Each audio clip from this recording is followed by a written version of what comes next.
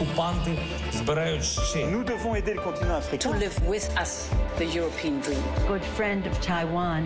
Europe 1, bonjour. Votre revue de presse internationale, première étape, le Japon. Bonjour Bernard Delattre. Bonjour. Qu'est-ce qui fait la une de la presse japonaise ?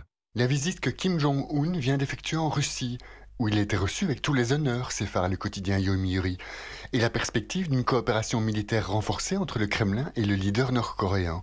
Toute la presse s'indigne de cette alliance entre deux États voyous, comme écrit le tabloïd Gendai. Cela les isolerait encore plus sur la scène internationale, prédit le Asahi. Et une telle coopération violerait d'innombrables résolutions du Conseil de sécurité des Nations Unies, ajoute le quotidien financier Nikkei. Le journal nationaliste Sankei dénonce la collusion militaire impardonnable de deux dictateurs, Kim et Poutine, qui menacent notre propre pays. Car, comme l'ont rappelé les chaînes de télévision Fuji News et Tokyo Broadcast dans des reportages assez anxiogènes, les missiles tirés par Pyongyang en direction du Japon ne mettent qu'une petite dizaine de minutes pour atteindre l'archipel. Prochaine étape de votre revue de presse internationale sur Europe 1. Nous sommes maintenant en Algérie avec vous, Nour Chahine. Les gros titres des journaux à Alger ce matin. Eh bien, la presse parle de l'augmentation des réserves de change algériennes. Elles culminent à près de 85 milliards de dollars, soit leur plus haut niveau depuis 2017, indique Algérie Echo. Ces réserves ont augmenté de 20 milliards en moins de 6 mois, précise le site d'information. Leur importance réside dans le fait qu'elles permettent de combler un déficit commercial sans recourir à l'endettement externe.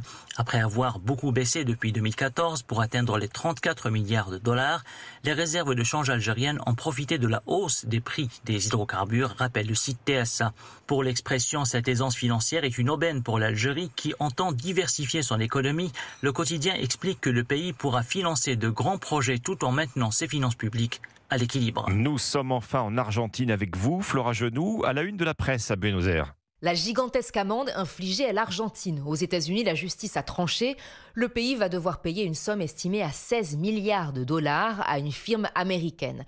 En cause, la nationalisation de la compagnie pétrolière YPF en 2012, décrit le journal Clarín, qui évoque une situation catastrophique pour l'entreprise. Le quotidien Página 12 estime qu'il s'agit d'un jugement en faveur des fonds vautours.